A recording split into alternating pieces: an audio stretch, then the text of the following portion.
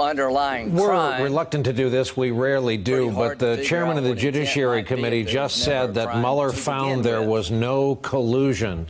That is not correct. Nicole Wallace, the report says collusion is not a thing they considered. It doesn't exist in federal code. And what's stunning is that Lindsey Graham is offering answers to questions that aren't on the table today. The question on the table today, after the reporting last night, is why did Barr mischaracterize what was actually in the Mueller report?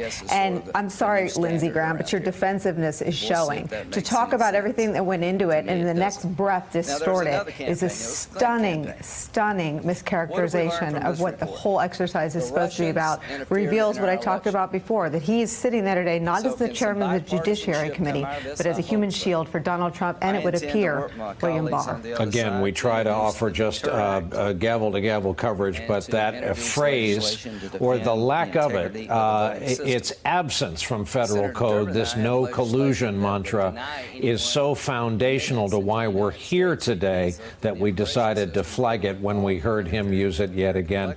Back into the chairman and the committee room.